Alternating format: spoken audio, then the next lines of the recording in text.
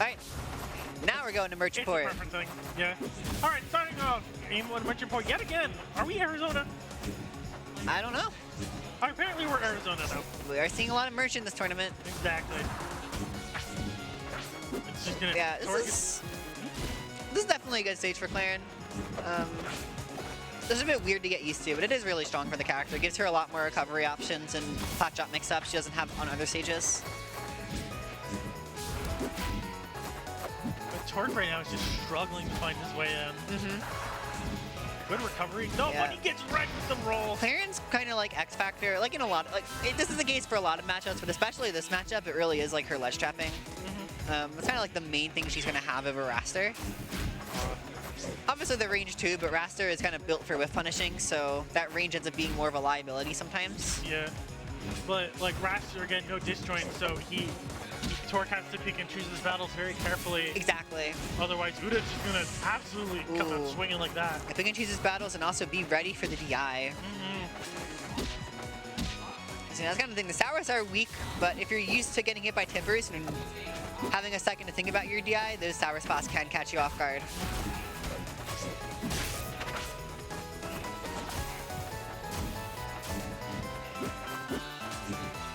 Right now, Torque is trying to make his way in. Might have a bit of nerves. There's definitely like had a bit of a grimace on his face when he's coming into it, but he's gonna find a clap right there. You're a very emotionally based player. Yeah. I think that might be the start of something. It could be.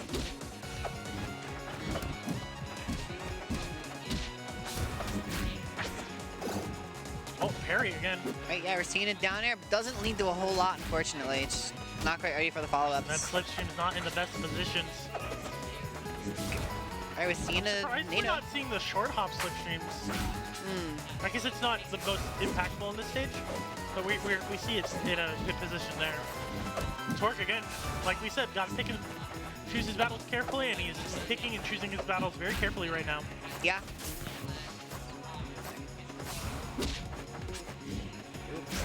Using that slipstream a lot to come in, but the down throw's gonna take it. But he made the adaptations. Who's making the adaptations? I think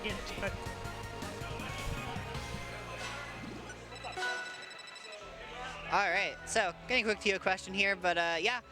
OoDa, and so OoDa goes up game 1. Torque does of course have the chance for a counter pick, and one thing that's really tricky about Clairen is she does have a lot of really not so great stages. You know, we're seeing Fortress, Hideout, and Abyss all banned here, which are very common. Torque is not the type to pick Fire Capital. That's usually the fourth one you see banned a lot. Oh yeah, of course it's gonna be Torque Gates. The comfort stage. Yeah.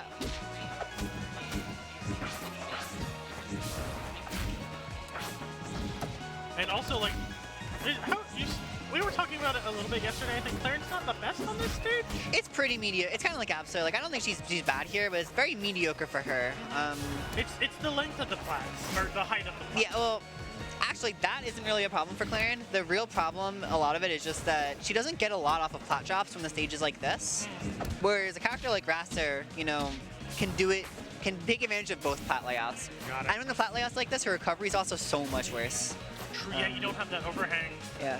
The height of the platforms can also hurt a recovery, but it's usually fine because they're really close to ledge. It's one of those stages, like, she's not really ever going to ban it, but most Clairens aren't like the most comfortable here. Ooh. The no pun zone was disappeared as soon as Torque. It was disappearing, but it was lasting just long enough that Torque wasn't able to get slipstream.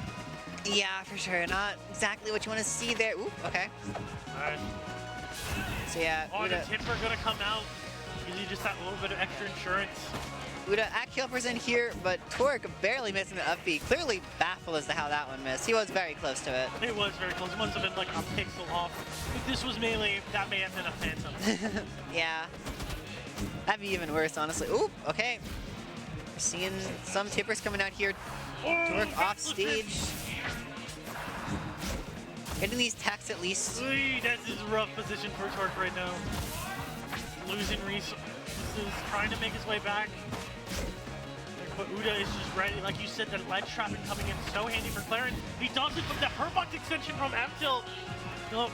Yeah, he's gonna fight Torque there. Torque had a really good start, but OoDa just played so on point that stock. Basically the entire time, Torque was getting ledge trapped. And that is how Clairen wins this matchup. If you can manage to take the first stock and you can keep Wrastor off stage, you're in a really good spot. Any other situation, Clairen is struggling a little bit. Yeah. Well, and that honestly could have been the end of the game right there if OoDa hadn't gone as far. ThrownOrc trying to get these kills, but looking rough. Yeah. Oh my goodness, going for a little bit of stuff. Yeah, and barely missing that up B.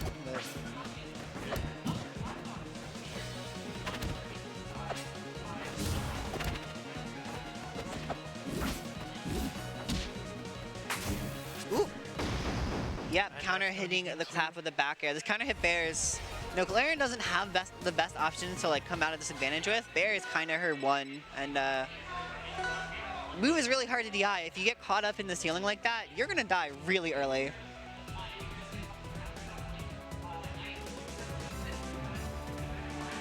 So, ThrownOrc on his tournament life right now. Got one more counter pick to work with, and he's thinking very, very much about this one. Spirit Tree. Spirit Tree.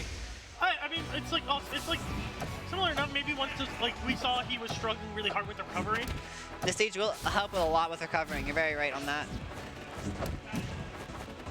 It'll also help Clairen with recovering, but the way Wrastor edgeguards Clairen is extremely different.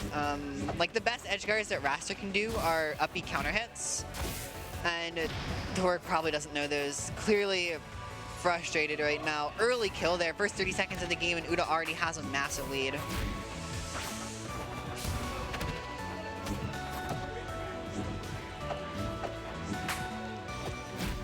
Yeah, but again, like ThrownOrc coming out strong. We saw this last game, but if OoDa definitely can't count him out. He managed to take that first stock and then just played so well in stocks 2 and 3. And yeah, just like that, Wrastor's so light. And looking rough. The hill keeps getting higher. That it does. You know, ThrownOrc is still in it, but OoDa finding these tippers, putting ThrownOrc off stage, Yeah, things it's are hard, especially like especially for what is oh, but that's gonna be the start. That's gonna be the start. crazy trade right there. Insane trade. That was up. That was like what, up B5? I think there's only like 3 hits technically. Well, it was like the last hit of the initial uppercut. Yeah. Still gonna be tricky. People are cheering for ThrownOrc right now. Oh, but OoDa is making it hard. But oh my goodness, Ooh, and he's that going up for it. gonna take it. Yeah, jacking right into that blast zone. Not much to do, especially with a lead like that. And OoDa comfortably making it into the losers top 8 qualifiers. Yeah, good stuff from both players. It was a valiant effort from ThrownOrc, Yeah, but OoDa is just playing extremely hot this weekend. Like, you have to give him a lot of credit. Almost beating Bagel yesterday in, like, at best, like a 4-6 matchup. Yeah.